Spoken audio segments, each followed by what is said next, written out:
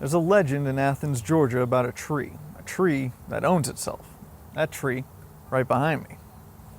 Residents of the city have passed down the story of how this tree was gifted ownership of its land by Colonel William Henry Jackson, and how it still stands today as a reminder of his fond memories of childhood days spent in its shadow. According to the story, Colonel Jackson grew up here in this neighborhood and was in possession of the land the tree grew on. Upon his death, he deeded the ownership of the tree unto itself, as well as the surrounding 8 feet around it, so that it could be forever safe from future construction efforts, development, or destruction. Surely a noble effort at protecting an old friend. But is this story true? The tree that stands today at the corner of South Finley and Deering Streets in Athens, Georgia, is a white oak tree given a plaque commemorating it as the tree that owns itself. However, there has been no surviving deed of Colonel Jackson attempting to give the tree ownership of itself. Additionally, records indicate that Jackson didn't even own the land that the tree was on, even if he wanted to deed it to itself. He, in fact, owned the property across the street at 226 Deering. He also grew up in Jefferson County, not Athens, which would discredit the story of his experiences with the tree during his childhood. All records of tree ownership transfer documents come from an article in the Athens Weekly Banner written by an unknown author in 1890. This would later be reprinted in 1917 in Georgia and Georgians, which would address the lore while simultaneously describing how it was likely improbable. Moreover, this tree cannot actually own itself. According to Georgia common law, a property transaction must have legal capacity of receipt and acceptance by the recipient, which trees, not surprisingly, are unable to do.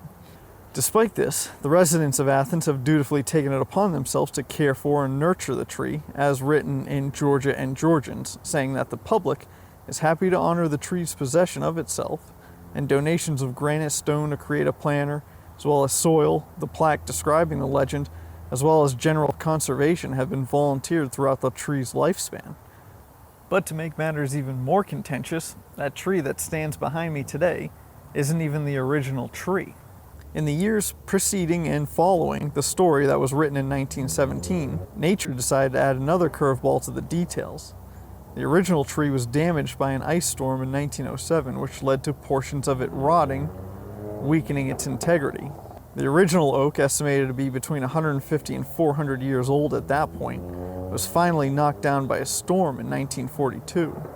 Having been alive prior to the development of the area and into a neighborhood in the mid-1800s, it had by then grown to over 100 feet tall. For 4 years, the little plot stood empty, gathering weeds and not much else. Local residents decided that the best thing to do was replace the tree. A few had taken acorns or clippings from the original, and of those, a 5-foot-tall sapling was chosen that was a direct descendant, planted from an acorn of the original. This sapling was replanted in 1946, and is technically the son of the tree that owned itself. At this point, though, we're getting pretty deep into semantics.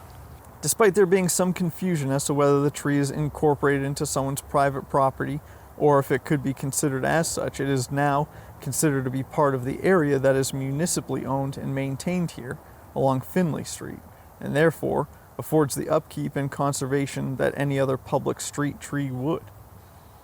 This, along with the advocacy of local groups, keeps the tree in its current condition. Oddly enough, this isn't the only tree that supposedly owns itself. In southeast Alabama, another oak was given ownership of itself in 1936, and coincidentally, also fell in a storm. This one in 1961. It would also be replaced with the replacement receiving the same honors as the original. It looks like this tree does not actually own itself, as the legend claims, but it's still a beautiful tree with a fascinating story that's worth remembering. So if you ever find yourself lost in Athens, maybe you'll find yourself here under the shade of the tree that owns itself. Thanks for watching. As always, until next time, get lost.